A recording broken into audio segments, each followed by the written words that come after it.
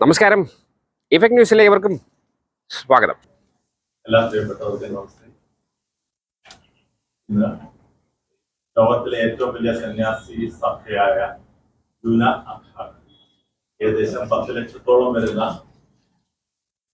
സന്യാസിമാർ ഉള്ള ലോകത്തിലെ ഏറ്റവും വലിയ സന്യാസി സംഘടനയായ ജൂന അഖാഡ ദക്ഷിണേന്ത്യയിൽ അതിന്റെ പ്രവർത്തനം ഇതുവരെ ഉണ്ടായിരുന്നില്ല. ഇപ്രാവശ്യം പ്രയാഗ്രാജിൽ നടന്ന കുംഭമേളയില് 13 അഖാഡകളാണ് കുംഭമേള സംഘടിപ്പിക്കുന്നത്. അതിൽ 7 അഖാഡകൾ നാഗ സമ്പ്രദായത്തിൽപ്പെട്ട അഖാഡകളും, അതായത് ഭൈരവ അഖാഡ എന്ന് പറയും ശൈവ സമ്പ്രദായത്തില്, 3 അഖാഡകൾ വൈഷ്ണവ, 3 അഖാഡകൾ സിഖ് സമ്പ്രദായത്തിലും, അങ്ങനെ 13 അഖാഡകളാണ് ഉള്ളത്. അതിൽ ഏറ്റവും വലിയ അഖാഡയാണ് ജുന അഖാഡ. കുംഭമേളയിലെ ആദ്യത്തെ സ്നാനം പോലും ജുന അഖാഡയിലെ സന്യാസിമാർക്കുള്ളതാണ്. ആ ജുന അഖാഡയുടെ ദക്ഷിണേന്ത്യയിലെ ആദ്യത്തെ മഹാമണ്ഡലേശ്വരായി അവരോധിക്കപ്പെട്ടിരിക്കുന്നത് ഒരു മലയാളിയും അതുപോലെ തന്നെ നമുക്ക് ഓരോരുത്തർക്കും അഭിമാനിക്കാവുന്ന ഒരു ജേർണലിസ്റ്റും കൂടിയായിട്ടുള്ള സ്വാമി ആനന്ദവനം ഭാരതി എന്ന തൃശ്ശൂർക്കാരനായ ഒരാളാണ് മഹാമണ്ഡലേശ്വരായിട്ട്. ഒരു മണ്ഡലേശ്വരല്ല, അപ്പം ആചാര്യരുണ്ട്, അതിനു മുകളിൽ മഹന്തുണ്ട്, അതിനു മുകളിൽ മണ്ഡലേശ്വരുണ്ട്, അതിനു മുകളിലാണ് മഹാമണ്ഡലേശ്വരൻ. മഹാമണ്ഡലേശ്വർ എന്ന് പറഞ്ഞാൽ സന്യാസിമാർക്ക് ഉപദേശങ്ങൾ നൽകുന്ന ആളാണ്.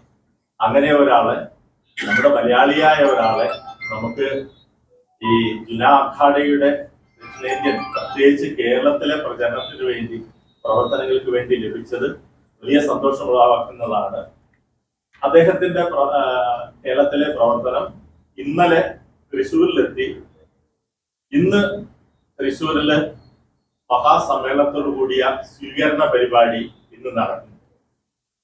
നാളെ തിരുവനന്തപുരത്ത് എത്തുകയും 21-ാം തീയതി വൈകിട്ട് 5 മണിക്ക് കോട്ടയ്ക്കകത്തുള്ള ലെവി ഹാളിൽ ഈ തിരുവനന്തപുരത്തെ പ്രമുഖ സന്യാസി മഠങ്ങളിലെ മഠാധിപതികൾ അവരുടെ സാന്നിധ്യത്തിൽ നമ്മുടെ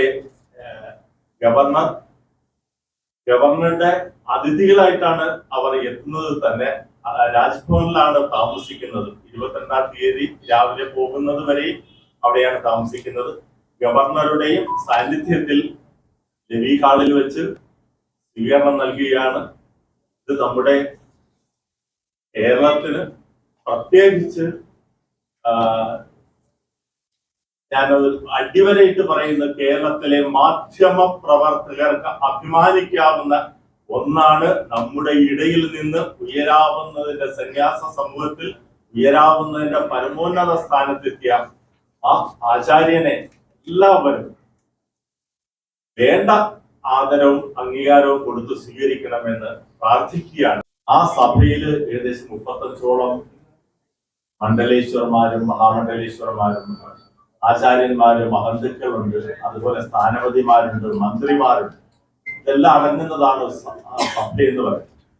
ആ സഭയുടെ സഭാപതി, പ്രസിഡന്റ് ശ്രീ പഞ്ചദശന ജുന അഖാഡയുടെ പ്രസിഡന്റ് ആയിട്ടുള്ള ഹേമന്ത് മോഹൻ ഭാരതി മഹാരാജും, അതുപോലെ മഹന്ത് പരമേശ്വര ഭാരതി, അതുപോലെ പുതുതായി ഇപ്പം കേരളത്തിൽ നിന്ന് സന്യാസിനിയായി മാറിയ മഹന്ത് അവന്തിയ ഭാരതി, മഹന്ത് ഓം ഭാരതി എന്നിവരും, അതുപോലെ തന്നെ പ്രേംഗിരി, മഹാമണ്ഡലേശ്വർ പ്രേംഗിരി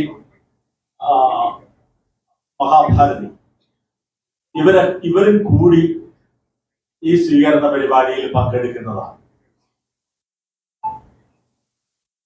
ഇനി മറ്റൊന്ന് ഉള്ളത്, ഇതിന്റെ കേരളത്തിലെ സംഘടിപ്പിക്കാൻ പ്രത്യേകിച്ച് ഒരു സംഘടനയില്ല. ജുന അഖാഡയുടെ കേരളത്തിലെ പ്രവർത്തനങ്ങൾ ചെയ്യാൻ കാളികാ പീഠം എന്ന പേരിൽ ഒരു ഓർഗനൈസേഷൻ ജുന അഖാഡയുടെ തന്നെ ആയിട്ട് ഉള്ളതാണ്. ഇതില് ഒരു രാഷ്ട്രീയമോ മറ്റു മതമോ ഏതെങ്കിലും മറ്റ് സംഘടനകളോ അല്ല ഈ പ്രോഗ്രാംസ് സംഘടിപ്പിക്കുന്നത്. പലപ്പോഴും പലർക്കും തെറ്റിദ്ധാരണ ഉണ്ടാവാൻ ഇത് നിലവിലുള്ള ഏതെങ്കിലും ഹിന്ദു സംഘടനകളാണോ സംഘടിപ്പിക്കുന്നത്. ഇതിലുമല്ല. ഒരു ഹിന്ദു സംഘടനയ്ക്കും ഇതിന്റെ സംഘാടകത്വം ഒരു രാഷ്ട്രീയ പാർട്ടിയുടെയും സപ്പോർട്ടോട് കൂടിയല്ല ഇത് ചെയ്യുന്നത്. ഇത് പൂർണ്ണമായും സന്യാസിമാർ സംഘടിപ്പിക്കുന്നതാണ്. അതിനു വേണ്ടിയുള്ള സത്സംഗമാണ് കാളിക പീഠമായിട്ടുള്ളത്. കാളിക പീഠമാണ് ഇത് സംഘടിപ്പിക്കുന്നത്. എന്നിട്ടും വളരെ വിഷമം ഉണ്ടാക്കുന്ന ഒരു സംഭവം ഇന്നലെ ഉണ്ടായത് നിങ്ങളും അറിഞ്ഞിട്ടാണ്. ഇന്നേ ദിവസം 19-ാം തീയതി തൃശ്ശൂരിൽ സംഘടിപ്പിച്ച സമ്മേളനവും സ്വീകരണവും വിശ്വനാഥ ക്ഷേത്രത്തിന്റെ മൂലസ്ഥാനത്താണ് സംഘടിപ്പിക്കാൻ ഉദ്ദേശിച്ചിരുന്നത്. അതിന് അനുമതി തേടി. അത് 18-ാം തീയതി ആയിരുന്നു ഉദ്ദേശിച്ചിരുന്നത്. ദേവസ്വം ബോർഡ് തന്നെ പറഞ്ഞ് 18-ാം തീയതി കലശം നടക്കുന്നത് കൊണ്ട് അത് പ്രയാസമാണെന്ന് പറഞ്ഞതുകൊണ്ടാണ് 19-ാം തീയതിയിലേക്ക് ദിവസം മാറ്റിവെച്ച് അപേക്ഷ കൊടുത്തത്. ഇന്നലെ സ്റ്റേജിന്റെ പണിക്കായി ആൾക്കാർ ചെന്നപ്പോൾ ദേവസ്വം ബോർഡിന്റെ പ്രതിനിധി പറഞ്ഞു പറ്റില്ല, അനുമതി വാങ്ങിയിട്ടാണ് ഇത് ചെയ്തിരിക്കുന്നത്. ഒന്ന് മനസ്സിലാക്കേണ്ടത്, ഇപ്പൊ നമുക്ക് അവസാന നിമിഷത്തിൽ യാതൊരു കാരണവുമില്ലാതെയാണ് അനുമതി വാങ്ങിയ പരിപാടിയാണ് മാറ്റിവെച്ചത്. ഒരു രാഷ്ട്രീയത്തിന്റെയും രാഷ്ട്രീയ പാർട്ടിയുടെയും ഇതിനകത്ത് കമ്മ്യൂണിസ്റ്റുകാരും കോൺഗ്രസ്സുകാരും BJP-ക്കാരും രാഷ്ട്രീയ ഭേദമന്യേ എല്ലാവരും ഇതിലുണ്ട്. രാഷ്ട്രീയത്തിന്റെ ഒരു പശ്ചാത്തലവുമില്ല. അത്തരത്തിലുള്ള നടപടികൾ നടക്കുമ്പോൾ നമുക്ക് വളരെ വിഷമമുണ്ട്. കാരണം എല്ലാവർക്കും അവരവരുടെ ആശയങ്ങൾ പ്രചരിപ്പിക്കാൻ അവകാശമുള്ള ഈ നാട്ടിലാണ്. അത് ഞാനൊന്ന് സൂചിപ്പിക്കുകയാണ്. എന്തായാലും തിരുവനന്തപുരത്ത് അങ്ങനെയൊന്നും ഉണ്ടാകില്ലെന്ന് കരുതുന്നു. എന്തായാലും മീഡിയയുടെ പൂർണ്ണമായ ഒരു സപ്പോർട്ട് ഞങ്ങൾ ആഗ്രഹിക്കുന്നുണ്ട്. അത് ദയവായി എല്ലാവരും അതിനുവേണ്ടി ഒന്ന് സഹകരിക്കണം. ഉചിതമായിട്ട് തന്നെ പറഞ്ഞതെല്ലാം അടിവരയിട്ട് കാണിക്കുന്ന ഒരു പ്രതീകമാണ് ഞാനിവിടെ. ഞാനൊരു ഭക്തയാണ്, എന്നാൽ ഭക്തിയിൽ സമർപ്പിച്ച് ജീവിക്കുന്ന ഒരാളാണ്. ആ ആള് ഞാനാണ്. ഫുൾ സപ്പോർട്ട് ഞാൻ.